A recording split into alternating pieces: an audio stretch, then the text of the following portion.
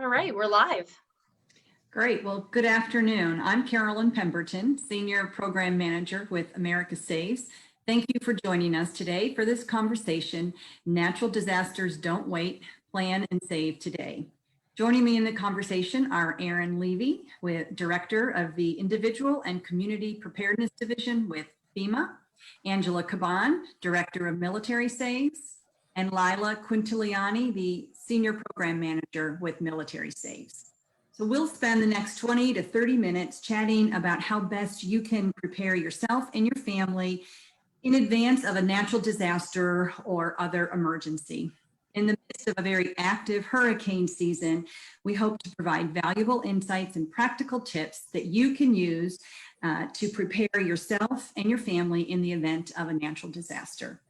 While we all hope that we won't find ourselves in these situations, advanced planning can go a long way in alleviating some of the stress and worry that should happen in the event that you or your family experiences some such situation.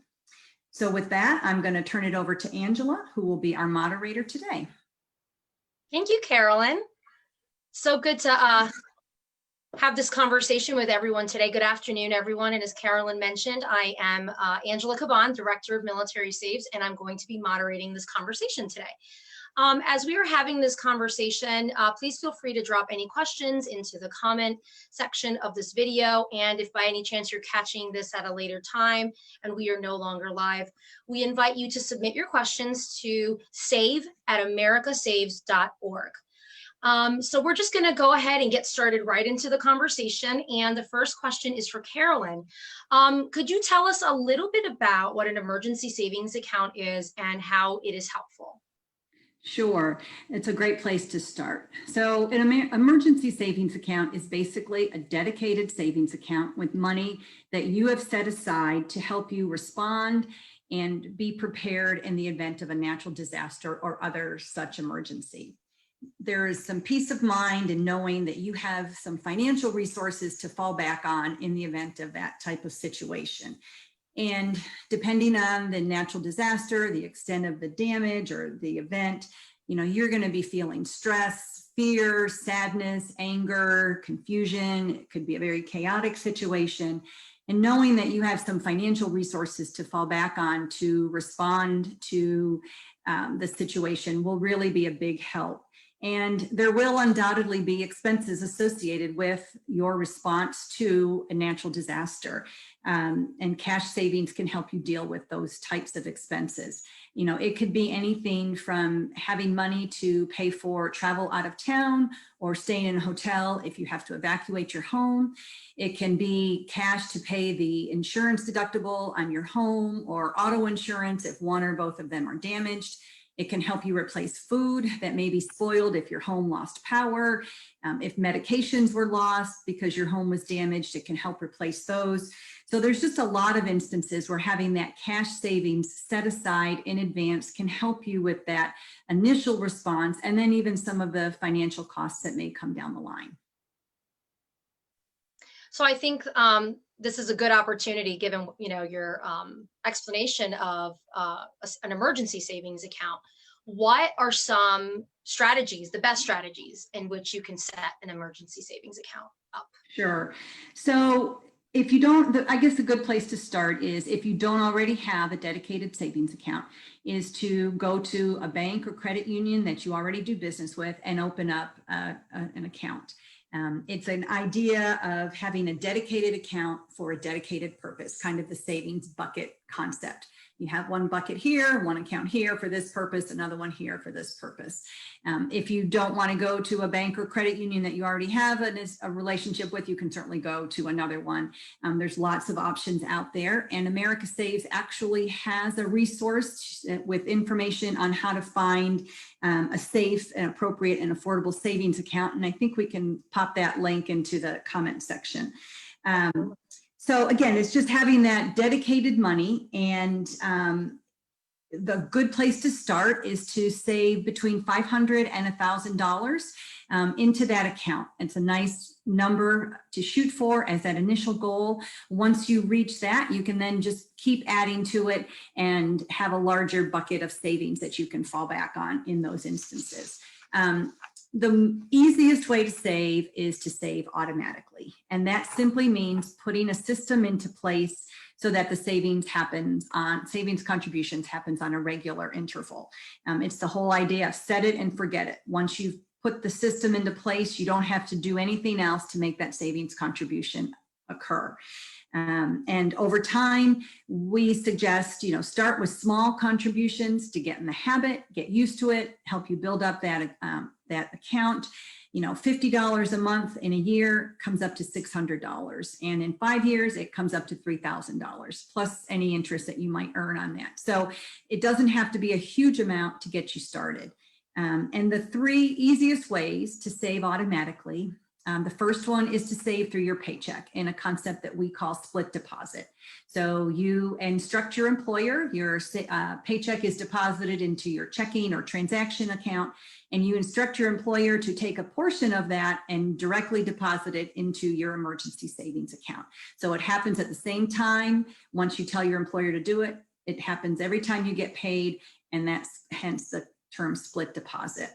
You can also take that same concept and just have it occur through your financial institution. So every time your employer deposits your paycheck into your account at your bank or credit union, you can instruct your financial institution to, again, take a portion of that pay and deposit it automatically into a savings account. So again, it's still a split deposit. It's just happening through your financial institution instead of your employer. And then the third way is to set aside a particular day of the month or a regular interval, like every 2 weeks, where you make an automatic transfer from your transaction account into your savings account. And this is particularly good if you get paid at irregular intervals or if you access your pay frequently. That's an easier way to get into that automatic habit. So those are the 3 strategies we recommend for that automatic savings. And just remember that a small amount builds up over time regularly, and a dedicated account that is set aside for emergencies are the major ways to set yourself up to have an emergency savings account. Thanks, Carolyn. And I think that's so important when you say that it does really build up quickly, and the set it and forget it is one of our favorite methods of saving here at both America Saves and Military Saves. So talking now, transitioning a little bit into service members, this next question is for Lila. We all know that emergencies don't wait. So what is a common misconception that some people, especially military service members, might have when it comes to preparing for an emergency?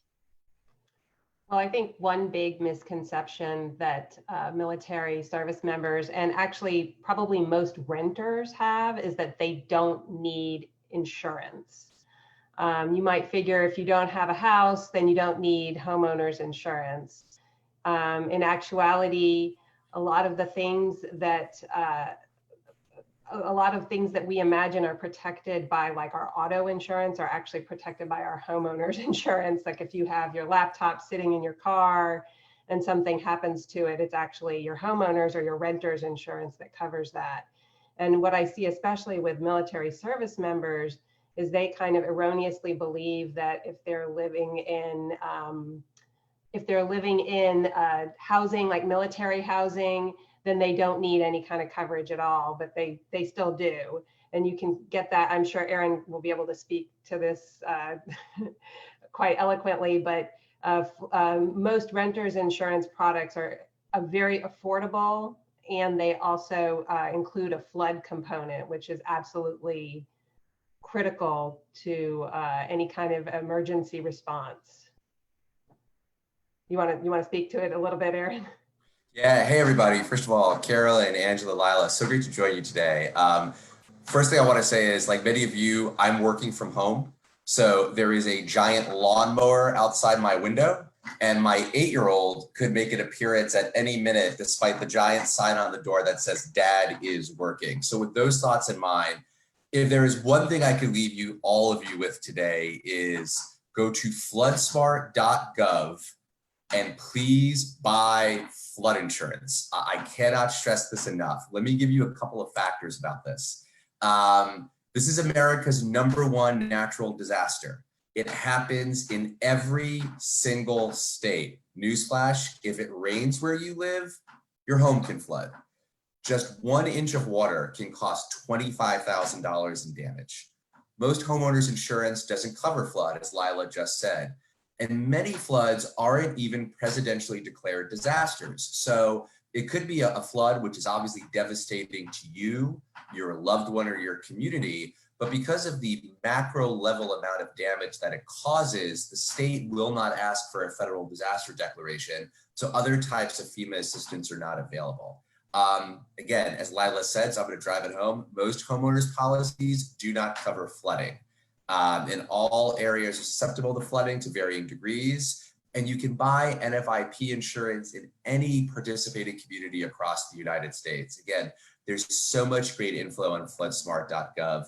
To tell all of you a little story, which I think I've told before to a similar audience, is, after Hurricane Harvey in Texas, there were 2 homes in a neighborhood in suburban Houston. They almost looked identical. One home had a flood insurance policy, the other home didn't. They both sustained relatively the same level of damage. The person with the family with the homeowner's insurance policy got a payout of over $200,000 for all the damage. The folks without flood insurance got $31,000 from FEMA's individual assistance program.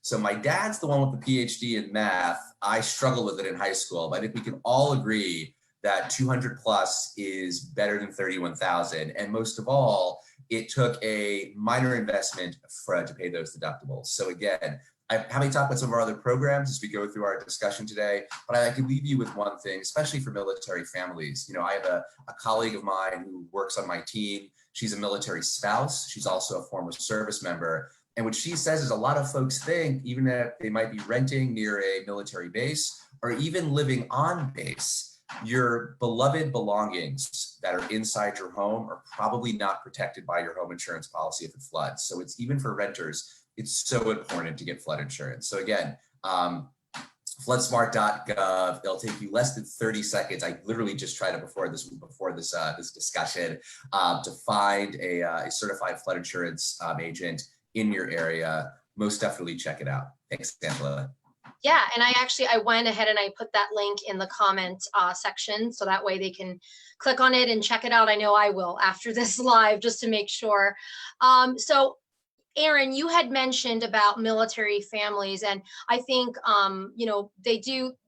there's different options with how they live. They either own a home, they rent, they're living on an installation, and, I don't want to say lack of knowledge, but not being aware of the fact that they might need flood insurance could be an issue. So having conversations like this could raise that awareness for them. However, what do you think is the biggest hurdle for service members and their families when it comes to acquiring flood insurance and saving for those emergencies? Sure. So let me say 2 things. Number one, I think the biggest hurdle about acquiring flood insurance is might not even knowing it exists, as we're talking about here today. It's making an assumption that your homeowner's insurance policy covers it. And number 3, not knowing where to go to get it. The way that the National Flood Insurance Program works is that some insurance policies are directly bought from FEMA, whereas others, you could actually buy the policy from your insurance agent, whether that's Allstate or Farmers or another insurance company that you might go through. They'll be able to tell you whether or not they can provide you with a flood insurance policy. And if they can't, it's totally easy to go to floodsmart.gov, enter your zip code or enter where you live in which state, and find out literally in your neighborhood where you can buy it from. I think that's number 1. I think number 2 is, I know from having a lot of friends, a lot of loved ones and colleagues who have served, oftentimes military families are moving a lot. And there's often an assumption that, granted, you're stationed in the Carolinas, which tends to be very prone to hurricanes because it's coastal, or you tend to be near rivers and lakes that tend to crest and then they flood, that there's assumption that, well, I had flood insurance here, but now I'm getting stationed in upstate New York maybe. Or now I'm getting stationed in Vermont or somewhere else in New England, and we don't really get hurricanes here, so I guess I really don't need flood insurance anymore. That's not the case. If it rains where you are, chances are it floods, as I said before. I know that's repetitive, and I know that sounds almost like so basic, but it really is a driving force to really urge families to get that kind of insurance. And number 3, I know a lot of military families are living on a budget. like all of us are. And I know a lot of military families right now are hurting, given the fact that not only you might have loved ones overseas, but like I just said, I'm sure many of you are at home and you're trying to be parents, taking care of kids, taking care of your own parents, taking care of a loved one, and there's just so much going on. And you might not know that most flood insurance policies are actually super affordable. And they can be scaled to either whether you're a renter or a homeowner. And again, on footsmart.gov, you'll check out all that information. And the next thing I want to say is, I totally agree with Carolyn that emergency savings is really the step that will allow this nation to become more resilient to disasters. The more that individual Americans like you and me and all of our listeners today take steps to put some money away, the more resilient a nation you will be. I can think of, to me, it's an act of patriotism. And I know there's no one in our nation more than military families who understand that concept better. But guess what? If you can't put away money right now, there are other things that you can do that FEMA can help you do. Let me ask all of you a question. If I told you you had to get out of your home in the next 60 seconds because a tornado was coming and it could be destroyed, and everybody calm down, would you know your insurance information, your driver's license number, your checking account number, your credit card number, your utility bills, all of the stuff that you need to manage your home? Where is it? Could you get all of it out in the next 60 seconds? I could. I have a file where that's all in there. See, so everybody, we're all going to be more like Carolyn. Okay, I'm not joking. No, seriously, Carolyn is the kind of prepared citizen that we want. If there's something called the Emergency Financial Assistance Kit, or EFAC, and I think we sent you guys a link that you could put up. I'm going to put that up, yep. That you could download as a family. You could save it online as a PDF, or you can print it out and put it in the file like Carolyn does. And all of that is managed. So let me tell you something. When you walk in, if there is a tornado where you are, or a hurricane, or everything, or another major disaster, and the governor of your state asks for a disaster declaration from the president, and FEMA gives you that, and then FEMA provides that declaration on behalf of the president, and you've lost everything. And I really hope this happens to no one, but let's say it happens to you. You might walk into something called our Disaster Recovery Center, where someone like me is going to be sitting next to somebody from the State Emergency Management Agency and the local emergency management office. We're going to have partners there from charitable organizations and different voluntary organizations active in disasters. The first thing the FEMA person is going to ask you for is your insurance information and your checking account. Because if we're able to get you assistance, or if we're able to get you a loan from the Small Business Administration with our SBA partners, we need to know where to send it. And more importantly, FEMA assistance can't duplicate what your insurance provides you. So we're not there to make you whole again. That's the way the law is written, but we're there to meet your uninsured needs. So if your State Farm policy is going to be able to pay for you and your family to stay at a hotel for 30 days, that's awesome. The issue is, if you didn't know that, and then if FEMA pays for you to stay in that hotel, we're required by law to come back and charge you for that money. And believe us, no one in my colleagues wants to do that, but we have to follow the law. So if all of that information is organized in that EFAC, it's going to make your life easier and your loved one's life so easier. And then you'll be able to be more like Carolyn, which we all want to do, and get out of your home in that 60 seconds in that worst case scenario. That's great information. And Carolyn, that could become a trend, more like Carolyn, I think, right? Well, it made me realize I just changed our homeowners policy. I'm like, ooh, I need to take that file. There you go. More current information in there. Yeah. And I will just add as a personal story, this isn't flood insurance, but it's renter's insurance. When I was single, first moved to DC, living in an apartment, my roommate's electric blanket caught on fire at 2 o'clock in the morning with her underneath it. Thankfully, we all got out and nobody was hurt, but the firemen threw my bed out the window. A lot of stuff went out the window and was damaged. And because I had renter's insurance, I got coverage for get all that stuff cleaned and replaced. And so I am a huge advocate of renter's insurance because it is cheap and it does take care of those kinds of situations that you hope never happen, but they obviously do happen. Yeah, emergencies don't discriminate, that's for sure. They'll, and honestly, I applaud you, Carolyn, because in my early 20s, I would have never thought about even getting renter's insurance. It's just not something that, like what Aaron was saying, you don't know about it, whether it's the flood, the renters. There's definitely some work on our part, you know, to get that information out. Lila, I'm sorry, were you going to add to that?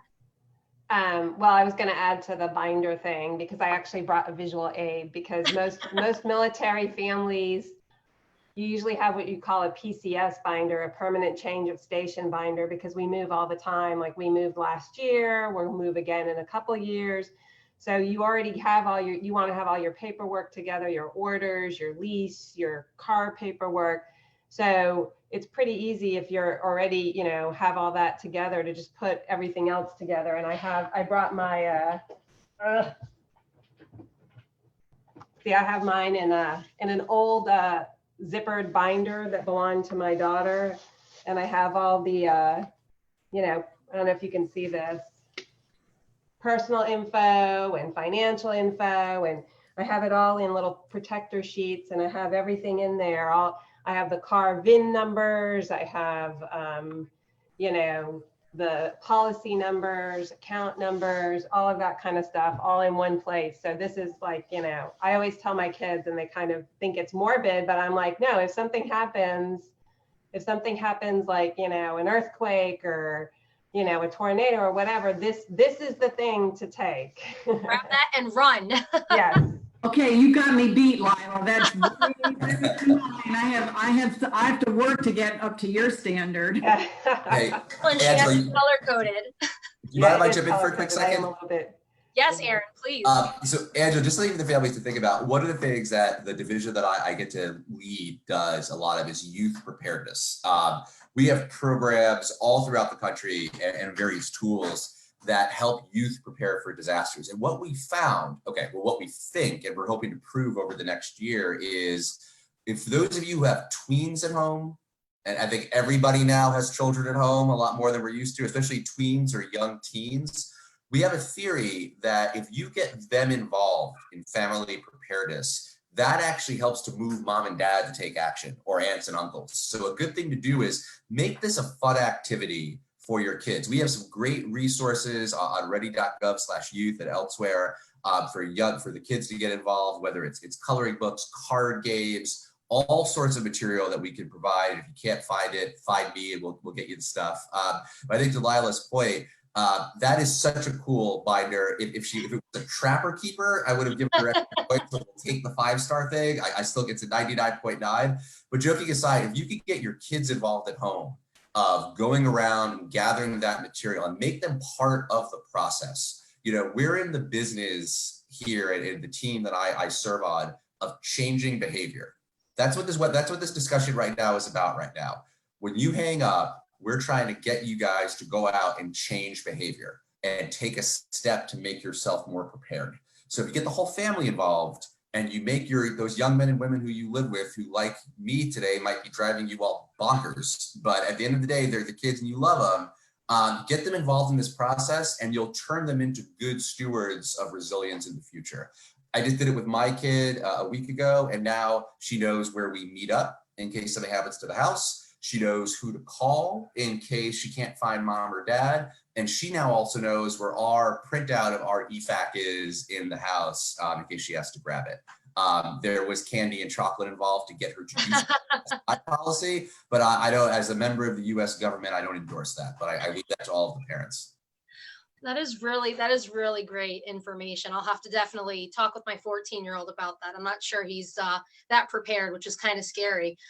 Really quick before we move on to the next question, there actually was a comment from someone who's viewing, and it mentions that to make sure that everyone who's renting in that apartment does have their own renters policy, because it won't cover all of, you know, everyone that's living in there. Everyone has to have their individual policy. So that's such a really great point to bring up, because it's not something you think of in the moment. So thank you for that comment. So since we're talking about emergency preparedness and the binder, Lila, this question is more for military families. What special consideration should we keep in mind regarding emergencies when we're PCSing, moving to a new location? Because there are a lot of different things that you have to keep in mind. Even what Aaron was saying, you'll live in a completely different part of the country, you know. So is there anything specific to military families that they need to keep in mind? Yeah, and I mean, this could apply also to anyone who's moving. I mean, when you move to a new area, like we recently moved last year from South Florida up to the DC area. So it was a whole different set of potential natural disasters that we experienced a couple hurricanes while we were stationed down in South Florida. And then we come up here and, it's more concerns about like winter weather and other, and actually some flooding too. But so that's one thing, is you need to really be aware of potential disasters that could happen in your area, because they're definitely not the same. We were stationed very early in our career in the Fort Hood area, where they get a lot of tornadoes. And I mean, I was young and kind of oblivious, and I was watching television, and my husband came home from work, and he's like, "What are you doing? Like, why aren't you watching the weather?" And there was an F5 tornado that had hit very close by in between Austin and Fort Hood, and it was terrible destruction. And I was oblivious because our town, the apartment we were living in didn't face that direction, and I had no clue. So it's always a good idea to be aware. And we then got a weather radio that would do the kind of alerts and everything. But you have to know, because there's different warning systems, different disasters. And then we were stationed overseas, and over in Europe, 911 is not the emergency number. So you really have to be aware of your surroundings and the potential disasters, and also how to get help. Yeah, great points. So that's a lot of really wonderful information in regards to preparing strategically. So let's kind of shift the conversation to emergency savings. I know a lot of us are hesitant, if we have that savings built up, to tap into it and to use the money. So my next question to you, Carolyn, is how do you know when it's the right time to use your emergency savings? When an emergency happens, a natural disaster happens. I mean, I think many of us, like when you have that savings, you're like, oh, I shouldn't touch this money.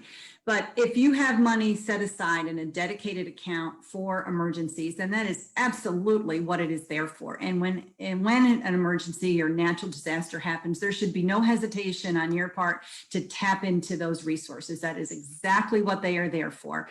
And there should be no guilt, no shame for having to withdraw money from those accounts. It is the purpose that you had set aside that money for.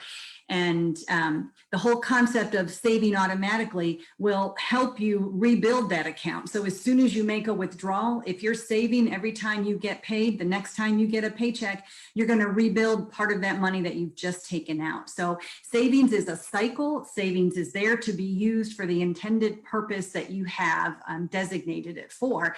Now, do you want to tap into your emergency fund to pay for your vacation?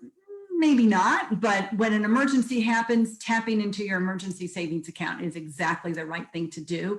And, it really just comes down to kind of triaging your needs when the event happens. What do you need to take care of first? Do you need to find shelter? Do you need to get food?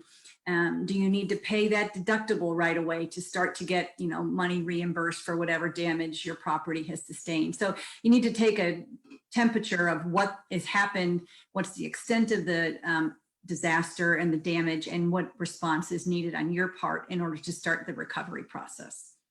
I love that messaging. I know, like you said, don't feel guilty, because you can recover from that. And it's so important to have, if you've been saving for that emergency, to have it available. So I guess my next question, Aaron, I'll throw this one at you. What if someone is unable to save money? What else can they do in the situation that there isn't a disaster? Like, what can they do to prepare for that disaster? Absolutely, Angela, that's a great question. So what I would say, number one, like I said before, it's the Emergency Financial Assistance Kit, which help them sort of organize their paperwork and organize their information. Our friends at the Consumer Financial Protection Bureau, or the CFPB, also have a great simplified worksheet. You know, the EFAC takes a little bit of time. You know, one of the things we're going to be talking about this year as a team is sort of breaking it up in parts and making it a little, instead of it being a 4-hour project, it could be a 20-minute project. But there is the CFPB's worksheet on this is really wonderful, and it's a little bit of a shorter information just to sort of organize some of your key finances. We also have a financial preparedness toolkit, which has a bunch of other wonderful tools that you can use for planning and for budgeting. So you can at least get your arms around your current finances and what you had. And here's the more important thing you can do. I know we've been talking a lot about insurance, but give your insurance agent a call and go over and understand the kind of coverage that you currently have, number one. And number two, see what you can do to negotiate better coverage for the same price. Remember, this is a private sector market, insurance, and oftentimes, again, I'm not an insurance agent, nor am I trying to advocate for one, but oftentimes your insurance agents can find you better deals that will help, that will take steps to mitigate some of your risk at that current price point. And that's really the best thing to do. And then number three, you know, always make sure that you're following your local emergency management agency on Twitter and Facebook. That's really, really, really important.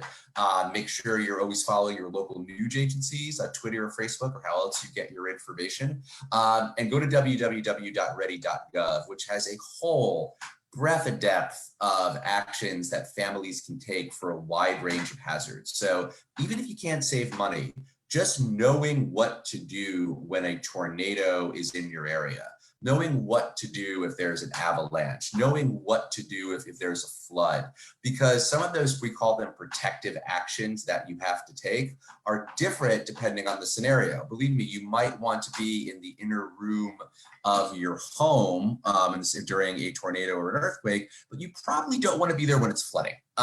So knowing those different actions to take a different disaster, it's really, really key, and it will help you save your lives and the lives of your loved ones. So ready.gov is a great resource, and if you can't find it on there, you can find us online or just reach out to me through the Military Saves folks, and we will get you what you need. Thank you for all those links. I actually did go ahead and pop those right into the comments. So yeah, really great information there for everyone. Can I add something? I forgot when I was talking about how to save for emergencies. I forgot to mention the America Saves Pledge that people can use to help them reach their goal for their emergency savings account. So if we can put the link to the pledge in the comment section, I apologize. I completely forgot about that. But I really want people to know that the pledge can be a very helpful tool in their savings for emergencies. It just takes a few minutes, and I call the pledge a commitment to yourself. It's a savings plan, and your goal is saving for emergencies, and you then just identify how much you want to save per month and for what period of time, and then America Saves will support you in that journey. With tips and resources and emails and texts. And so it's a really great tool. And I really would encourage everyone to use that as you embark on saving for your emergencies. Absolutely. I'll go ahead and put those links in there. And then for any of our military viewers, we also have a military saves pledge at militarysaves.org that I'll go ahead and link to that as well. Lila, kind of shifting back to our military families again, but I think this can go for anybody. What is a tip that to help them prepare for potential emergencies? Anything in particular that you wanted to share? Well, I mean, I think my big tip is the binder, to have a binder, but also to have a plan for everybody, especially National Guard and reserve members. They may be, their family may be experiencing a disaster, and then they may be deployed in support of a different disaster, or even that disaster. So I think it's really important to have a plan in place for every member of the family. I know that Erin was talking about ready.gov, but each service branch has those kind of plans that are, I believe, through FEMA for each component. And there's also you know, military members should also be aware, and their families, of how to get in touch with people during emergencies. And that's something that the Red Cross is usually the best way to get an official message to family members in times of emergency. So, you know, you just really need to have it kind of a game plan in place so that when the disaster happens, when it happens, not if it happens, because there's always going to be some sort of disaster, whether it's, you know, a family illness, a flat tire, or a hurricane evacuation. You know, you need to have that plan in place and know, you know, where you need to go and who you need to call. Yeah, that's so important. And thank you for bringing up National Guard families. As a National Guard spouse for Hurricane Sandy, we didn't have a plan, and my husband was gone for almost a month. So I was kind of left behind to try and figure things out here with a newborn and an 8-year or 7-year-old with no electricity. So it was a very stressful time. And I think anything that we can do to prepare ourselves and to kind of relieve a little bit of that stress is so helpful. And you also don't want your spouse or your family member to feel badly about kind of being whisked away and, you know, leaving the family behind, because obviously in that situation he had to go. So these are all wonderful, you know, resources that we've shared. Everything is linked up on this feed. Thank you so much, everyone. This has been such a great conversation. I don't know if anybody had anything else that they wanted to add as we wrap up. It was great. I really enjoyed the conversation with everyone. Yeah, I Absolutely. learned a lot. I learned a lot, and I feel a little shame right now that I don't have my binder color coded. Everything's kind of just like in a folder.